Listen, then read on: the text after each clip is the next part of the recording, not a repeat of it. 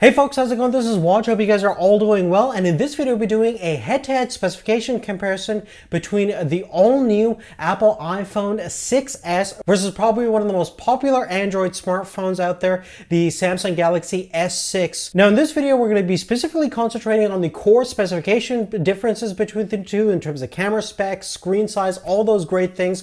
We're going to obviously have full-on hands-on comparison once the iPhone 6s and 6s Plus becomes available to us. But basically this video is for all you guys out there that just want to know the core essential differences between the two. So without any further ado, let's get right into this comparison.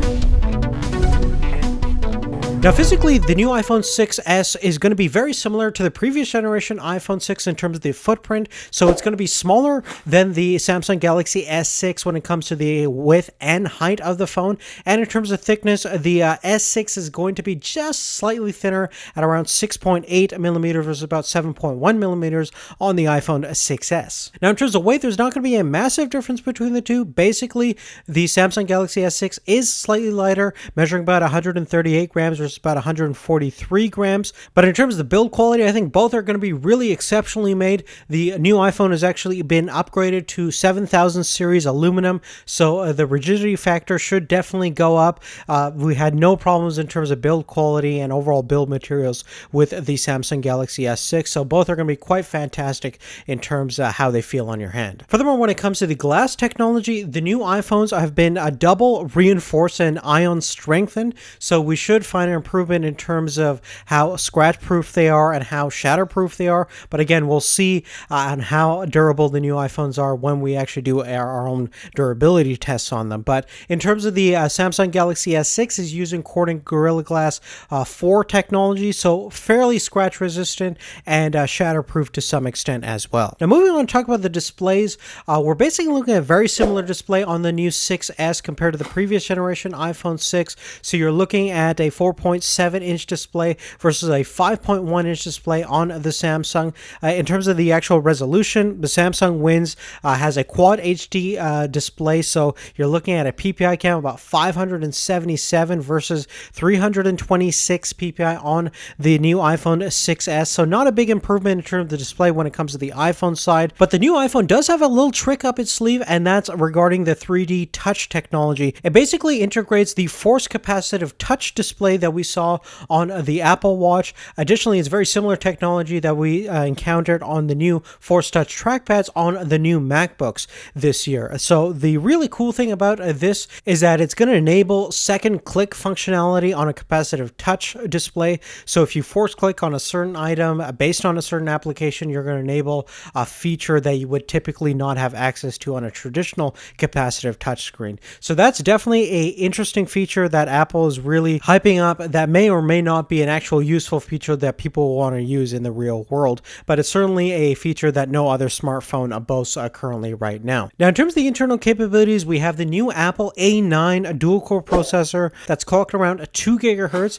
and it's definitely going to be very, very powerful both when it comes to the multi-threaded application and especially single-threaded applications. Now the Samsung Galaxy S6 is using an Exynos 7420 chip, which is the same chip that we encountered on the Note 5, so it's comprised of 2 quad-core processors clocked around 1.5 gigahertz and 2.1 gigahertz, and we have 3 gigabytes of RAM, which should be plenty for most of your multitasking needs out there. Now when it comes to the internal memory capacity, you have 16, 64, and 128 gigabyte models on the new iPhone 6s, and we have 32, 64, and 128 gigabyte versions on the Samsung Galaxy S6. And unfortunately, both smartphones don't have the option for user expandable memory, so you're pretty much stuck in terms of how much you can actually put into your phone based on the model you've chosen originally.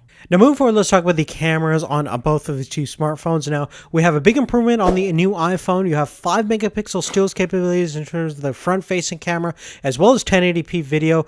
Same kind of specifications we see on the Samsung Galaxy S6, with the exception that it can do 1440p at 30 frames per second in terms of video, but we still have 5 megapixel stills generally speaking. So very similar front facing capabilities. We're going to see how they actually look in real life. In terms of the rear facing facing camera, we have 12 megapixel stills and 16 megapixel stills on the Samsung Galaxy S6. So a great improvement on the new iPhone. We also have 4K video capture capabilities on both of these two smartphones. And the big thing that the iPhones still carry over is the 720p 240 frames per second slow motion capabilities, which still at this point the Samsung Galaxy S6 does not match with 120 frames per second in terms of slow motion. Now, one nice thing about the Galaxy S6 is that we do have optical stabilization. That's a feature that is only available on the iPhone 6s Plus, so not included in the 6s, which is kind of unfortunate. Now, of course, specifications are specifications. We really need to have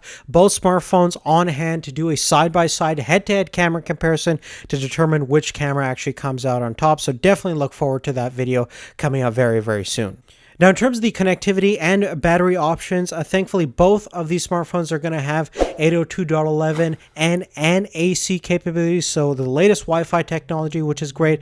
Both are going to have a Bluetooth 4.1 connectivity, and you are going to have NFC capabilities on the iPhone, but strictly related to Apple Pay services, versus the Samsung is going to have universal NFC capabilities. In terms of the actual physical connectivity, you have the Lightning connection on the iPhone for all your data and charging needs, and you have a micro USB 2.0 connection on the Samsung Galaxy S6. Now, in terms of the battery performance, basically there is a difference in terms of the physical capacity. You're looking at 1810 milliamp hour battery on the iPhone 6s versus a 2550 milliamp hour battery on the Samsung Galaxy S6. Now, back a couple of months ago when the Samsung Galaxy S6 first came out, we did a head-to-head dedicated battery test comparison between the previous generation iPhone 6 and the GS6 to see which one would come out on top in terms of battery performance, and our results showed that clearly the Samsung was the winner in terms of that battery performance test. And if the new iPhone 6s is similar